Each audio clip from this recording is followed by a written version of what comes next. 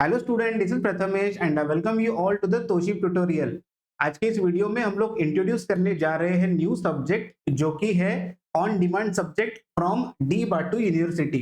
तो डी बाटू यूनिवर्सिटी के स्टूडेंट्स जो तोशिप ट्यूटोरियल पे ऑलरेडी एनरोल्ड है, उनका रिक्वायरमेंट था सेमेस्टर 4 में one of the difficult subject जो कि कॉम्बिनेशन है 2-3 सब्जेक्ट्स का, जिसका नाम है analogue and digital electronics. Basically electrical, electronics and power engineering, ये जो ब्रांचेस है इनके लिए ये सब्जेक्ट आता है।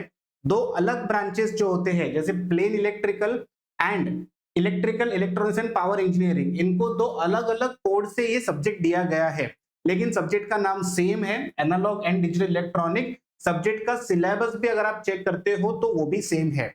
तो इस वीडियो में डिस्कस करते हैं कि इस सब्जेक्ट के अंदर एग्जैक्टली पढ़ना क्या है, सब्जेक्ट का इंपॉर्टेंस क्या है, सब्जेक्ट के इंपॉर्टेंट टॉपिक्स क्या होंगे, एंड अगर तोशिप ट्यूटोरियल पे इस कोर्स के ऊपर अगर आप एनरोल्ड हो तो आपको हमारी तरफ से क्या क्या मिलेगा। So let's get started. यहाँ पे वापस से एक बार रिपीट कर रहा हूँ। देखो, दो कोड मैंने लिखे हैं। पहला जो कोड है 25AF1293 PC403, ये प्लेन इलेक्ट्रिकल के लिए, ओके। दूसरा जो कोड लिखा है 25AF1573 PC403, it is for electrical electronics and power engineering, okay. तो दो अलग अलग ब्रांचेस, लेकिन सब्जेक्ट का नाम सेम आपको मिलेगा, that is analogue and digital electronics, okay. बहुत सारे जो लोग होते हैं ये एनालॉग इलेक्ट्रॉनिक्स इसका सिलेबस बहुत अच्छा पढ़ सकते हैं, ओके। कुछ ऐसे लोग हैं जो डिजिटल इलेक्ट्रॉनिक्स इसका सिलेबस अच्छा पढ़ सकते हैं, ओके। इस सब्जेक्ट के अंदर दोनों का कॉम्बिनेशन है। मैं तो ऐसा बोलूंगा कि एनालॉग में भी इस सब्जेक्ट के अंदर आपको दो अलग अलग सब्जेक्ट का कॉम्बिनेशन है। एक तो transistor, bipolar junction transistor BJT, दूसरा ऑपरेशनल एम्पलीफायर ओपैम्प, फिर उसके बाद आपको डिजिटल, ये तीन चीजें कंबाइन करके इस सब्जेक्ट को बनाया गया है। सब्जेक्ट बहुत टफ है अंडरस्टैंडिंग के लिए, लेकिन यहाँ पे मैंने उसको बहुत सिंप्लीफाइड तरीके से सिखाया हुआ है। आपको बस करना क्या है, एनरोल करना है और आपका पढ़ाई शुरू करना है।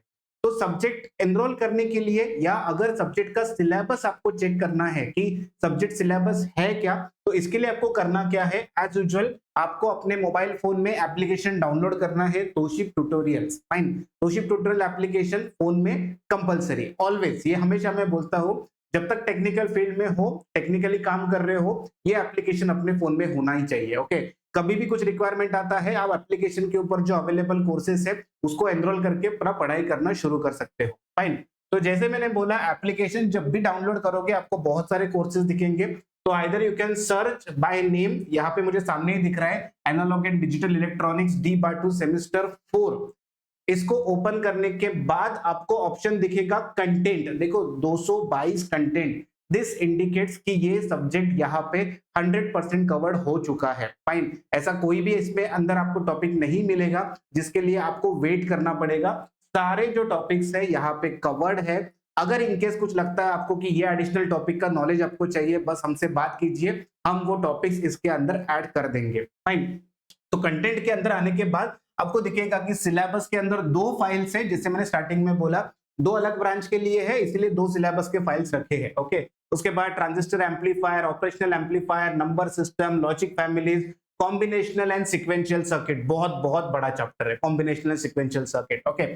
सो यहाँ पे भले दो अलग सिलेबस के कॉपीज है, ओके, एक 1293, एक 1573, दोनों ही मैंने ओपन करके रखे हैं, सो दैट आप कभी भी इसको ओपन करके चेक कर सकते हो कि ये सिलेबस आपके लिए बना है, आपके कॉलेज में यही पढ़ा रहे नहीं पढ़ा रहे, कभी भी आप चेक कर सकते हो। Fine, let's open this syllabus and start understanding की what is there inside this subject. Fine, subject is very interesting. पहले एनालॉग पढ़ना है, एनालॉग का पढ़ाई खत्म होने के बाद आपको डिजिटल में एंटर करना है। फाइन, तो यहाँ पे एक टीचिंग स्कीम वगैरह जनरलाइज होता है। Fine, this is your target. आपको इंटरनल असेसमेंट है 20 मार्क्स का, आपकी इन सेम जो मिड सेम एग्जाम होने वाली है वो भी 20 मार्क्स की है, एंड फाइनली आपकी एंड सेमेस्टर एग्जाम जो है वो 60 मार्क्स की है, 60 20 20, कुल मिला के टोटल 100 मार्क्स का आपका ये टारगेट बनता है जो आपको अचीव करना है। फाइन, कोई भी टारगेट अचीव करने के लिए आपको प्रिपरेशन थोड़ा स्टार्टिंग से करना पड़ता है, okay. Last moment study every time help नहीं करती है,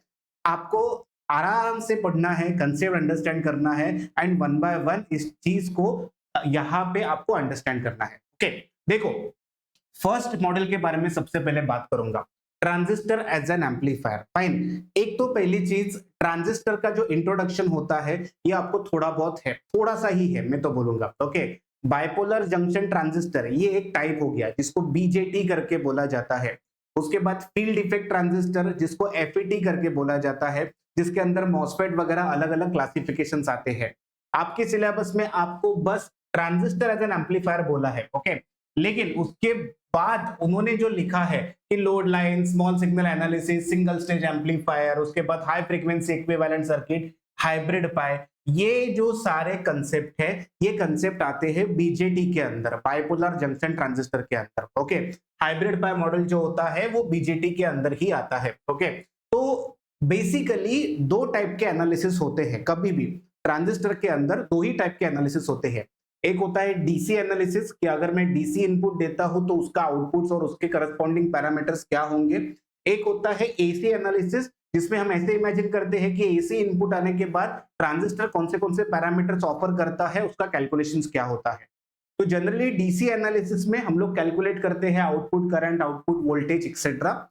एसी एनालिसिस में आप कैलकुलेट करते हो voltage gain, current gain, input impedance, output impedance, ये सारे पैरामीटर। फाइन, तो यहाँ पे मोस्ट ऑफ द टाइम जो एसी एनालिसिस है ये भी तीन पार्ट में डिवाइड किया जाता है, low frequency AC analysis, mid frequency AC analysis and high frequency. Okay, low, mid, high. Okay, three type के फ्रीक्वेंसी रिस्पॉन्स के अंदर जो एनालिसिस है वो हम लोग अंडरस्टैंड करते हैं। तो जब आप फ्रीक्वेंसी रिस्पॉन्स के इसके वीडियो चेक करोगे तो उसमें आपको पता चलेगा what is low frequency, what is mid frequency, what is high frequency. Fine, it is not that easy, वापस बोल रहा हूँ, एनालॉग सर्किट्स डायरेक्टली पढ़ना वो भी इलेक्ट्रिकल ब्रांच से थोड़ा डिफिकल्ट जाता है। आपको बहुत अच्छी तरीके से फोकस करना पड़ेगा, तब जाके आपको धीरे धीरे कंसेप्ट रियलाइज होंगे और अंडरस्टैंडिंग आपका धीरे धीरे बढ़ेगा। Okay, now once you done with the BJT, एक बार आपको बाइपोलर जंक्शन ट्रांजिस्टर ये बहुत अच्छा समझा, फिर उन्होंने इंट्रोड्यूस किया है ऑपरेशनल एम्पलीफायर। ओके, एक ऐसा एम्पलीफायर जो थोड़ा अलग लेवल पे एम्पलीफिकेशन करता है, दो इनपुट्स होते हैं। तो ओपैम्प IC74 आता है ऑपरेशनल एम्पलीफायर, इसमें भी बहुत कुछ दिया है, मतलब इंट्रोडक्शन तो है ही, पहले ब्लॉक डायग्राम है, उसके एप्लीकेशंस है, उसके बाद उसके कंपोनेंट्स है, IC technology, and we have the extra inverting and non inverting op amp के applications. Okay, like adder, subtractor, integrator, differentiator, बहुत बहुत वास्ट है ये। ओके, इट टेक्स टाइम, मतलब ओपैम्प पढ़ना और उसको अंडरस्टैंड करना इट टेक्स टाइम। ओके, लेकिन कोई बात नहीं, आपको ज्यादा टेंशन लेना नहीं है। ऑपरेशनल एम्पलीफायर एंड बीजेटी में क्या फर्क होता है, बीजेटी के पास एक ही इनपुट होता है जिसके थ्रू हम लोग इनपुट देते हैं, ऑपरेशनल एम्पलीफायर के पास दो इनपुट्स है। Operational amplifier compare to BJT, एक तो ये आईसी फॉर्म में आता है, इसका गेन का वैल्यू बहुत ज्यादा है। ओके, इसके अंदर बैंडविड्थ भी बहुत अच्छा मिलता है। ओवरऑल अगर मुझे कोई अच्छा एम्पलीफायर बोलना है तो वो होता है ऑपरेशनल एम्पलीफायर। ओके, तो दोनों जो है first and second unit analogue के आपके जो है ये कंप्लीटली एम्पलीफायर बेस्ड है, आपको एम्पलीफायर ही उसके अंदर अंडरस्टैंड करने हैं। ओके, दोनों के दोनों बहुत इंपॉर्टेंट है, दोनों में बहुत माइन्यूट लेवल पे कंसेप्ट है जो आपको बहुत डिटेल में पढ़ने पड़ते हैं। Fine, once you done with this first and second unit, आपका एनालॉग का पार्ट खत्म हो गया। ओके, एनालॉग एंड डिजिटल ऐसा दो पार्ट में सब्जेक्ट है ना, तो एनालॉग का पार्ट जो है वो पहले दो यूनिट में ही है। ओके, उसके बाद जो चालू होता है वो पूरा का पूरा डिजिटल। ओके, नंबर सिस्टम्स का इंट्रोडक्शन आएगा, नंबर सिस्टम के अंदर आपको what is binary, what is octal, hexadecimal, ये सारे इंट्रोडक्शंस बहुत डिटेल में आ जाएंगे। ओके, कन्वर्जेंस के बेस के प्रॉब्लम आ जाएंगे, number system conversion. Okay, number system मतलब क्या, देखो आपने डेसिमल पढ़ा है बचपन से, जिसको आपको पता है डेसिमल नंबर सिस्टम 0 1 2 3 4 5 6 7 8 9 ऐसे नंबर्स होते हैं। ओके, इसके बाद जो नया नंबर सिस्टम डिजिटल के लिए यूज होता है वो होता है बाइनरी, वो हो सकता है ऑक्टल, वो होता है hexadecimal. Okay, now number systems के अंदर आपको डिटेल में पढ़ने के बाद इसके अंदर ही आपको गेट्स, के मैप, ये भी डिटेल में पढ़ना है। ओके, तो मैंने सारे के सारे जो वीडियोस है वो इन डिटेल में बनाए हुए हैं, कंसीडरिंग कि ये सारी चीजें आपको समझनी चाहिए। ओके, डी मॉर्गन थ्योरम क्या होता है, लॉजिक गेट्स क्या होते हैं, उसके बाद we need to understand 2 variable, 3 variable, 4 variable के map, everything is given to you, बहुत डिटेल में पढ़ना है, बहुत बड़ा सब्जेक्ट है। Okay, then you have a beautiful logic families where थोड़ा बहुत थियरी, जो कुछ लोगों का ऐसा बोलते हैं ना सहारा होता है। ओके, तो that is the logic family, जिसमें थ्योरेटिकल पार्ट है, थोड़े थ्योरेटिकल एक्सपेक्टेशंस यहाँ पे होते हैं. Okay, and finally okay, combinational and sequential circuit. देखो ये इतना बड़ा मॉड्यूल है ना, it will take a long time to understand. Okay, combinational circuits अलग होते हैं, सिक्वेंशियल अलग होते हैं. ओके, तो कॉम्बिनेशनल के अंदर एक्चुअली मेमोरी का एलिमेंट नहीं होता, लेकिन सिक्वेंशियल के अंदर मेमोरी का एलिमेंट होता है. ओके, कॉम्बिनेशनल में मुझे बहुत सारे सर्किट्स पढ़ने पड़ते हैं, adder, subtractor, encoder, decoder, multiplexer, demultiplexer, these are all combinational circuit. Then we come to sequential circuit, जिसमें मुझे फ्लिप फ्लॉप पढ़ना पड़ता है, काउंटर पढ़ना पड़ता है, शिफ्ट रेजिस्टेंस पढ़ना पड़ता है. Okay, so everything is given to you in very short form, combinational and sequential circuit. Okay, so again I am telling you, three subjects combined together. Okay, how three subjects? Fine, this is one subject where transistor needs to understand. This is second subject where IC 741 you need to understand, and unit number 3, 4, 5 combinedly is for digital, जिसमें आपको ए से लेके Z तक digital का पूरा concept understand करना है. Okay, मेरे हिसाब से सब्जेक्ट टफ है, क्रिटिकल है, डिफिकल्ट जाता है समझने के लिए. ओके, आपको वैसे मैंने बोला आपको ज्यादा टेंशन लेने की जरूरत नहीं है. सारे के सारे कंटेंट्स जो इस सब्जेक्ट के रिलेटेड है ये ऑलरेडी अपलोड हो चुके हैं. फाइन, जैसे मैंने बोला कि एप्लीकेशन में अंदर आने के बाद आपको क्लियरली दिखेगा. ओके, यूनिट नंबर 1 से लेके यूनिट नंबर 5 तक. Okay, everything is uploaded with a very good content and detail understanding. Fine, आपका काम बनता है बस पढ़ाई करना, आपको बस उतना ही करना है. फाइन, तो तोशिब ट्यूटोरियल पे आप जब भी एनरोल करते हो इस कोर्स के अंदर, डेफिनेटली आपको इन डिटेल में सारे के सारे वीडियोस जो है उसका एक्सेस मिलता है.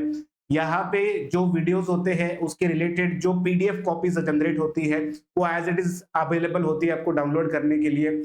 हर एक वीडियो को आप ऑफलाइन डाउनलोड करके रख सकते हो, मतलब कभी ऐसा हो सकता है कि रेंज नहीं है, नेटवर्क नहीं है, तो आप अपने मोबाइल में वीडियोस को ऑफलाइन भी डाउनलोड करके रख सकते हो. ये बहुत एडवांटेज होता है. Okay, online platform is 24/7 learning. Whenever you feel आपको पढ़ना है, आपको बस आपका एप्लीकेशन ओपन करना है, आपका नोटबुक लेना है एंड वहां से आपका पढ़ाई जो स्टार्ट हो जाता है. किसी पे भी डिपेंडेंसी नहीं है. ओके, कोई मुझे ये समझा दे वो समझा दे, ऐसा कोई करने की जरूरत नहीं है. बस आप, आपका मोबाइल फोन और आपका तोशिब ट्यूटोरियल का एप्लीकेशन, ये 3 चीजें इनफ है आपको ये इंजीनियरिंग का जर्नी है इसको बहुत सिंप्लीफाइड करने के लिए. फाइन, आई होप आपको इस सब्जेक्ट का जो इंट्रोडक्शन है ये बहुत अच्छी तरीके से समझ में आ चुका है. आशा करता हूं आप इस सब्जेक्ट को एनरोल करोगे और आप मेरे साथ इस सब्जेक्ट को बहुत अच्छी तरीके से पढ़ोगे. वापस मिलेंगे किसी नए वीडियो में किसी नए सब्जेक्ट के साथ. Till then keep learning, keep practising. Thank you.